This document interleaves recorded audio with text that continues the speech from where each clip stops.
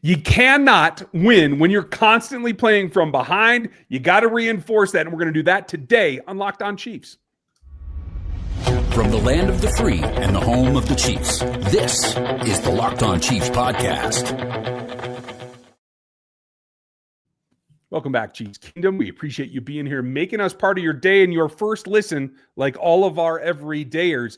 We do that here on the Locked On Podcast Network. That means your team every single day, and we appreciate that. Today, we're brought to you by FanDuel. You can get it right now. New customers can bet just $5, and you can get, if your bet wins, up to $300 in bonus bets to use across the app. We'll tell you more about that later, but we have a lot to cover about where this team is going in week 2. Our weekly Wednesday guest, the man in charge, the man on the beat, Matt Derrick from ChiefsDigest.com is here.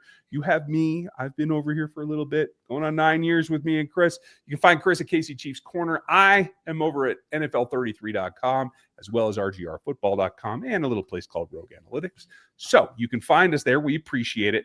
We have to cover all the bases. Playing from behind, what does that mean? What is that doing to this team? And more importantly, how can they stop that? We'll start there. Could there be reinforcements coming this week? What should it look like? What would we like to see? That's next.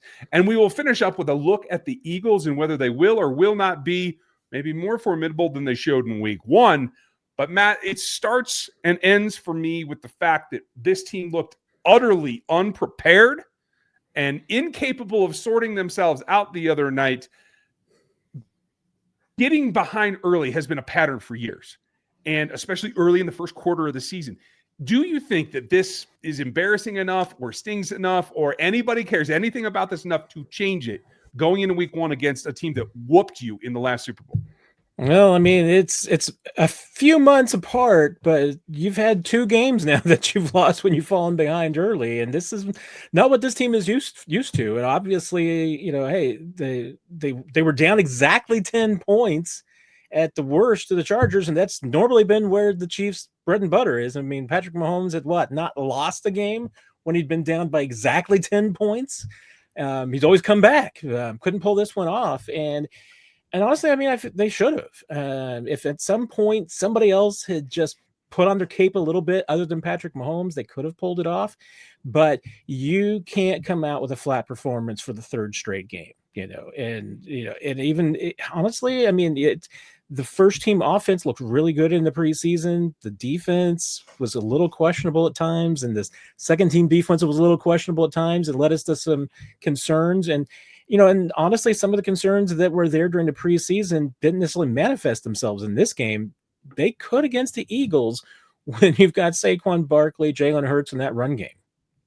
Yeah, and I wonder, when you look at this and you look at, I saw a stat, I think it was from PFF earlier, there was a chart showing EPA expected versus in the first 15 plays, your script, and what normally happens, and then where Andy Reid was way off to the left of where I think he normally is, because generally speaking, they may start slow, they may not be great in the first half, but they usually have a good first drive.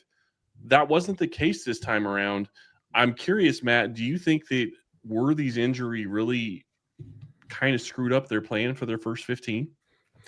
I think there was a lot to it, and that Worthy's injury absolutely did. There was no doubt about it. And I go back even to before that and the Rashee Rice suspension, because take it for what it's worth, but I have been told that the Chiefs, and really until maybe a day or two before the suspension became public with Rashee Rice, they were planning on having Rashee for this game.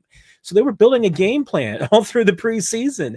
And even after the preseason ended, they were getting ready for Rashee Rice to play in this game. So they even had to rebuild a game plan, and they rebuilt it for their second best receiver, which is Xavier Worthy. And then you lose him on the 3rd play. And I felt like there was certainly some body language from the offense in the first half that was like, oh, whoa, here we go again. And I think you even saw it from Mahomes a little bit of just, second guessing, second thoughts and everything. You didn't see it in the second half. I mean, he put on his cape and was like, let's go. I'm going to put this team on my back again.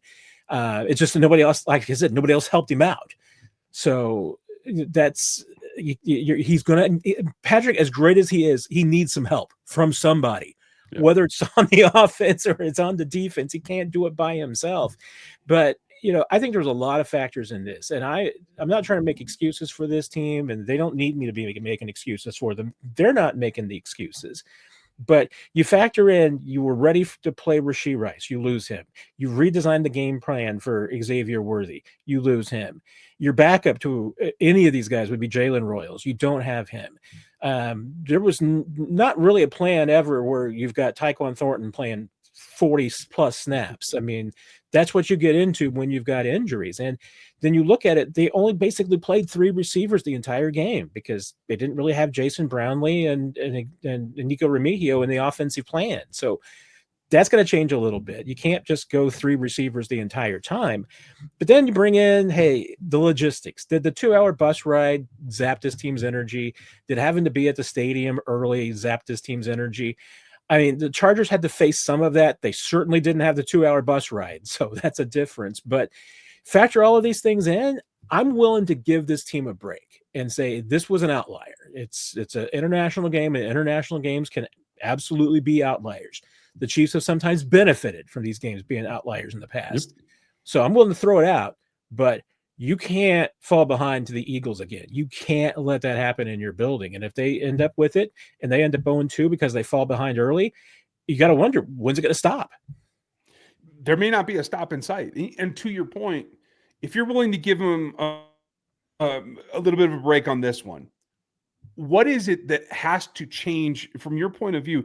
Not just someone else stepping up physically, but the preparation side, the planning side. Game planning in particular, to me, is a question mark at this point. What would you think that they have to do in order to go at the Eagles and be successful?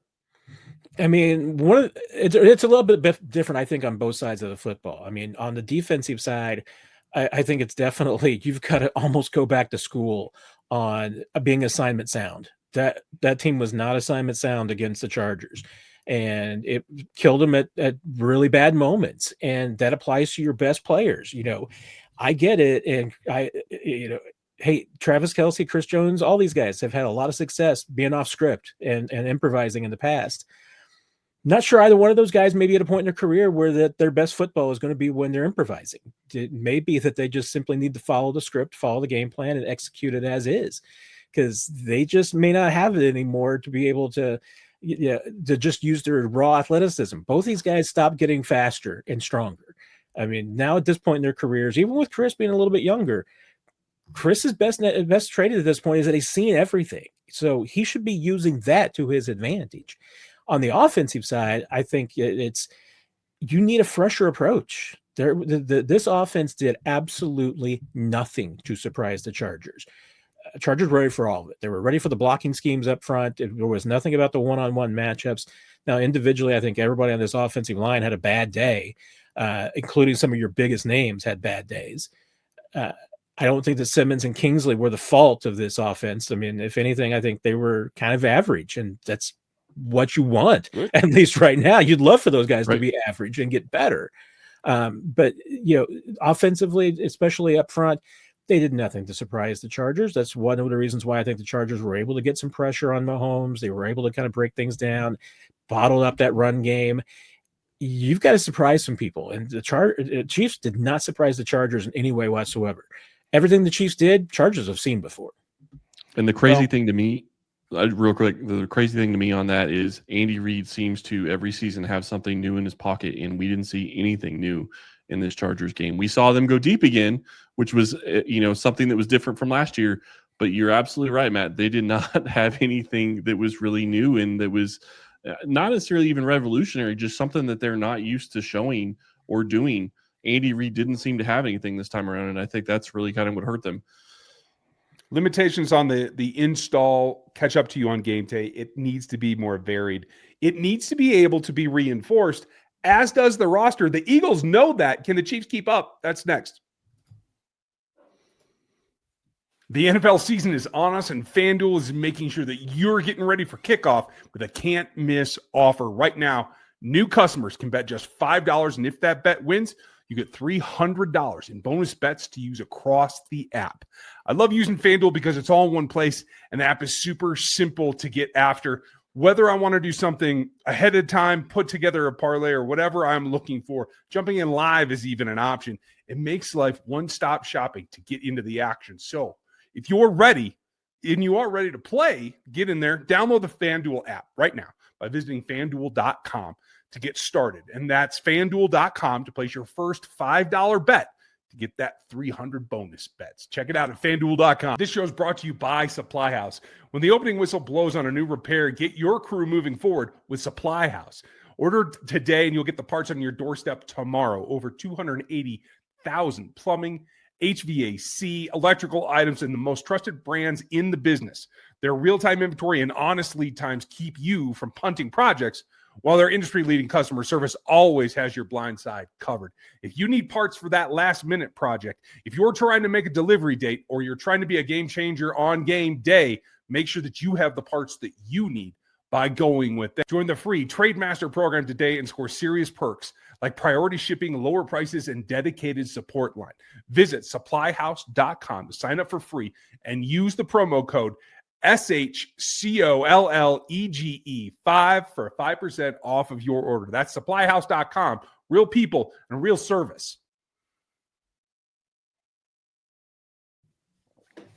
There's a lot to find all around the web, and you can find more at ChiefsDigest.com. Chiefs Digest here on the YouTube platform. 41 is the mic. Those are Matt's outlets, along with ours and everywhere else they are. We appreciate you guys check those out. Now, Matt, things that bother me is what this segment is about. And number one thing I am going to start with is reinforcing. We all know that there are changes that happen at Cutdown Day. Sometimes you need to revamp. Sometimes you have a plan that you want to execute week one. So far, nothing major for the Kansas City Chiefs. But the Eagles, their new opponent this week, have already gone out and made an acquisition, a guy that could have ended up in Kansas City, to be quite frank, in Tank Bigsby, that will bring something else to their run attack, as you mentioned in the last little bit. I'm shocked that for a fifth and a sixth round, something that I think the Chiefs could have easily partnered with, there could have been some kind of acquisition there. Obviously missed out on him, but is it a cap issue? Am I reading into this? Are they just too much in the plan that they have? Or should we expect to possibly see something new in terms of an addition to this team? Yeah, the Eagles have replaced the Chiefs as anybody becomes available, it's automatically just rumored that the Eagles are involved.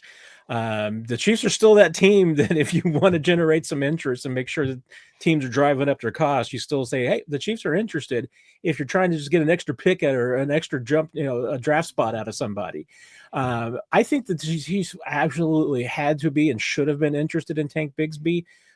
But the Eagles, with the way that Howie Roseman wheels and deals, they've got a lot of draft picks for next year. So, they were able to make send 2 draft picks for Tank Bigsby, whereas the Chiefs just couldn't match that. I mean, the Chiefs tried to send a 5th and a 6th for Bigsby. That would be 1/3 of their draft class. I mean, the Eagles give up those 2 picks, and they still have like 12 picks next year's draft.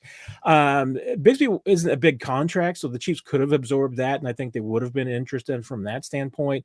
Any of the reinforcements that the Chiefs are going to be bringing in, I mean, that's the problem, is that, barring a significant change in their cap situation, which would mean revisiting someone's contract, and Patrick's contract is not one of those. They've already pretty much capped out all the room that they can out of his contract. You've only got about $3 million in cap space. So anybody you talk about bringing in is going to have to be a minimum salary deal, somebody that's pretty affordable. It's not going to be, a $15 million player walking through the door, much less a $4 million player. You look at the salary cap, and about the only person, because I actually looked at this the other day, the only person that you could really consider doing something with is probably Creed Humphrey. I mean, you could technically do something with Juwan Taylor, but I don't see the Kansas City Chiefs wanting to do something with Juwan Taylor because I don't think he's here in 2026. So you're not going to touch that contract. When you start looking at reinforcements, obviously the one that everybody wants to throw out there is going to be Tyreek Hill. To be clear, financially speaking, that's not logistically possible. Can't imagine Kansas City would be wanting to give up the draft capital for him, especially considering they would need the Dolphins to eat a lot of money. And somebody asked, he's got a $51 million cap hit in 2026, which will stay mainly with the Dolphins because it's all proration other than his salary, which is not guaranteed. But I can't see that happening either. Matt, do you think that there are any other reinforcements or additions that could be coming for Kansas City, and do you think that they would be looking? I mean, at this point, the only thing the Chiefs are really talking about is just turning over that defensive tackle group if they don't find what they're looking for. And now they didn't bring up anybody. I mean, they brought up Marlon Tuipulotu, but he wasn't really a big part of the game plan against the Chargers or anything. They haven't had Broderick Martin, Zach Pickens, some of these guys around long enough to figure out what they have. So I don't expect any moves right there, but that's really the only thing that the Chiefs are chewing through and talking about right now is just trying to figure out some defensive depth up front especially for Derek Nottie, because they just don't have anybody. I mean, if Derek Nottie goes down, I don't know who your quote unquote nose tackle is. I mean, you're just pretty much going to have pass rushers and 3 techs out there on the field all the time. So, and at this point, I mean, the Chargers didn't really have any interest in attacking the Chiefs on the ground. So, I mean, if anything, what are you trying to beef up? Are you trying to look for another corner? Are you looking for safety help? Are you looking for a coverage linebacker? I mean, you got to look at how teams are attacking you. And I don't know if what the Chiefs need right now is available, or they just simply need the scheme better around it. And there's no doubt. I mean, you look at the secondary, yes, their best reinforcements might be coming from what they have by building up Christian Fulton and getting him to a full workload where he's a starter, get Najee Johnson back. If between him and Jalen Watson, if you can cobble that into a successful third corner. But once again, I mean, what kind of got the Chiefs on Friday night from their cornerback play outside McDuffie was inconsistency. And that's just been kind of par for the course for the Chiefs at that spot. Well, they could certainly get a comeuppance there. We'll see what happens. I know one thing they won't have a backup nose tackle is Mike Pennell because he's a Bengal now. I'm just a little bitter. Don't mind me, Matt. But the last one is, do we think we're going to see Royals? Do we think that that's enough lift on the offensive side to maybe counteract some of that, especially if, given the Chargers' success, maybe we don't have to worry about the run because as much as the Eagles want to do it, wherever you see success, you're going to emulate in this league because it is a copycat league. What do you think about the ability to offset that with possible Royals return? Yeah, Royals would be the one reinforcement that you could get this week. And if he is back, even on a limited basis on Wednesday, that would be a good sign. The question is then you're just crossing your fingers that he doesn't have any setback, doesn't have any issues. I'm expecting that he'll work in some form on Wednesday. If he doesn't, then I doubt you see him on Sunday. Wednesday's a big day for him. And then Thursday's even bigger. I mean, if he can work on back-to-back days and doesn't have any swelling or issues in that knee, then you're going to feel better. The Chiefs, I know Aaron Wilson reported it, that they're bringing in Hal Presley. Hasn't been official yet. Probably just need to get him back into town. So maybe he's back on the practice squad. But I don't think that he's somebody that you would bring up. Now, Jimmy Holiday, could that be somebody that you activate if, since you're probably not going to have Xavier Worthy this week? Do you do that for numbers? Possibly. But, once again, I mean, you're getting pretty deep on the depth chart right now. And, and the Chiefs, like I said, on against the Chargers, even when they struggled, they didn't seem to have a lot of interest in tapping into Brownlee and Remigio. I don't know where you go from there. I have to wonder if they switch what they're going to do and maybe try to use their tight end group that they didn't really seem to really care to use at all against the Chargers.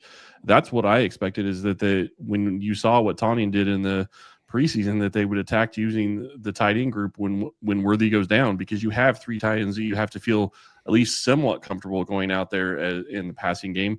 From what you've heard, though, Matt, do you think that there's any chance that Worthy plays? I can't see it, but I'm surprised he's already rehabbing, and it seems like it's a kind of a up in the air situation, I guess we'll put it that way.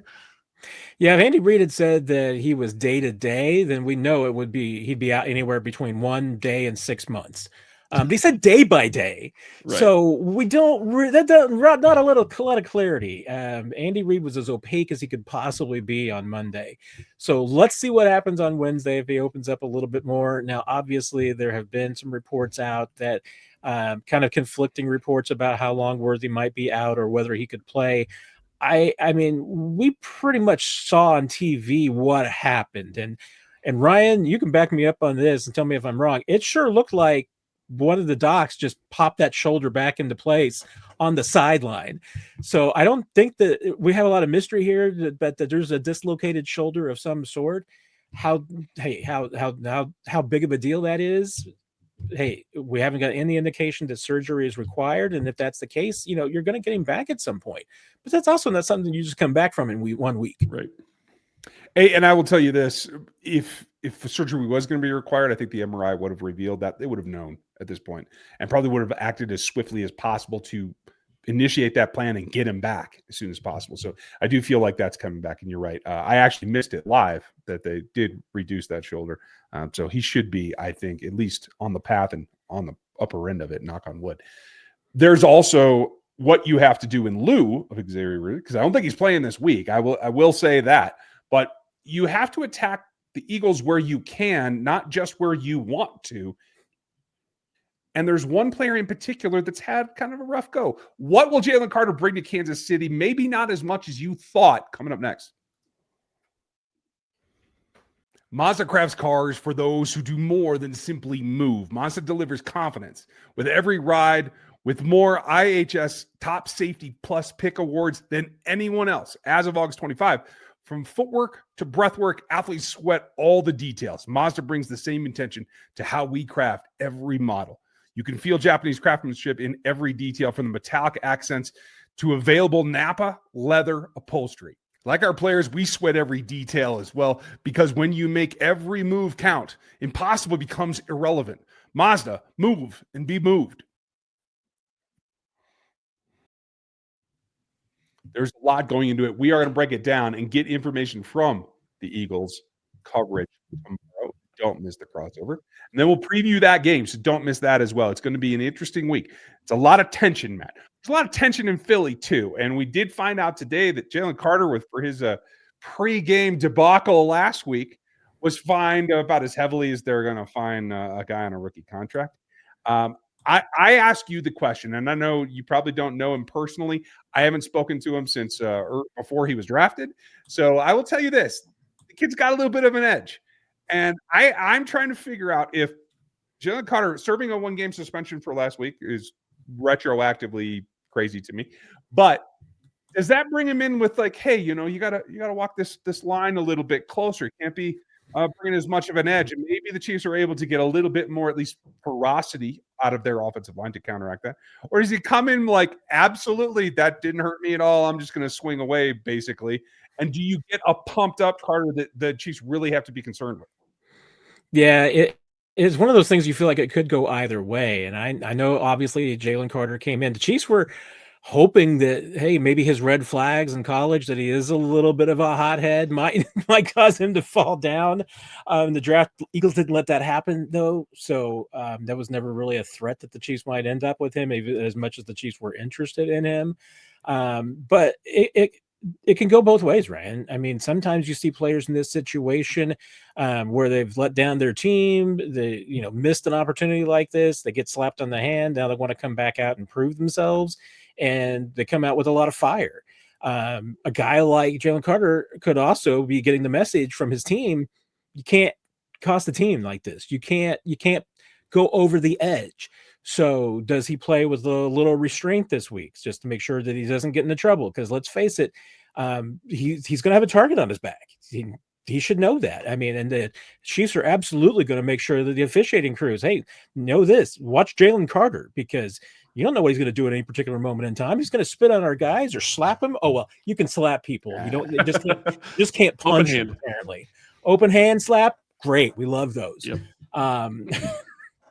But it can go both ways. So I don't know what if you can really know what to expect, other than Jalen Carter's a really good player, so you're going to have to deal with him in some way.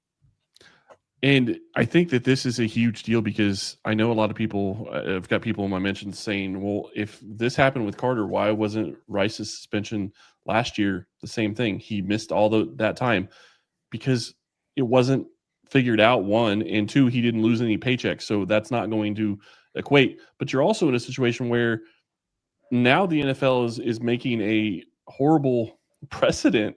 Think about this. What happens if somebody gets ejected next week?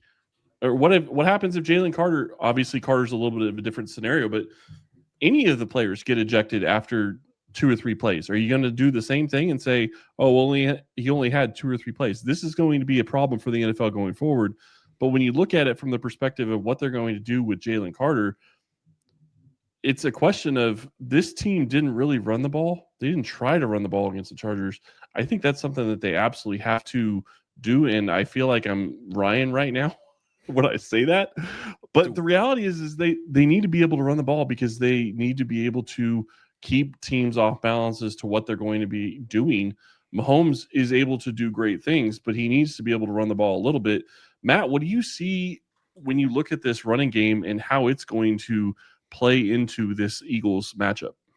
Yeah, I mean, this is definitely 2 games in a row. Once again, I know they're separated by about 7 months, but it's, again, 2 games in a row that the Chiefs just kind of abandoned the run game. And it's only significant in the fact that they have done it before. Even Pacheco and Hunt, they had 10 carries between them in this game. And, I think at least 3 or 4 of those were just short yardage situations where they were trying to get first downs. That doesn't leave you with very many intentional runs. I mean, Patrick Mahomes was your leading rusher, and he was just scrambling around running for his life. So there was no intention to get the ground game going. And I was also surprised that there was no usage of Brashard Smith in this game. And, you mentioned it. We talked about it in the beginning of the show that the Chiefs didn't show a lot of creativity. There wasn't anything new. I mean, the Chiefs showed a lot of creativity, a lot of new things in St. Joe. I don't feel like we saw any of it against the Chargers. And whether that was just simply Andy Reid deciding to try and win the game against the Chargers with a vanilla game plan and lost that bet, whether they abandoned some of that when they lost Worthy, I don't know. But I don't know how you beat the Eagles if you don't get creative. You don't get like somebody like Brashard Smith's speed involved in the game. Why is he active other than returning kicks if you're not going to use him on offense? Because that kid's too much of a weapon. You saw it during the preseason. I mean, they can take advantage of that. I don't know why they just shied away from it unless they were saving some things for this game and to pull out the bag of tricks. Maybe the Chiefs are going to come out here and we're going to see a completely different team. They're going to drop 40 on the Eagles and we're all going to be like, what's the problem? We all freaked out over week 1. I mean, I could see that happening. I could also see this team going out and putting up 13 points and everybody is like, okay, the sky is falling. And this time around, you're not going to be able to explain it away.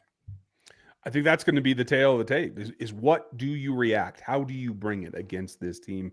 We're going to find out. We're going to run it down for you tomorrow with the opposition. I love those days. So make sure you join us then, and we will have the preview for you. Everything that you need to know, watch, and see for this Eagles game. Matt, thanks for filling us in and getting us set straight for this Week 2 matchup. We'll see how it goes. See what we're talking about next week.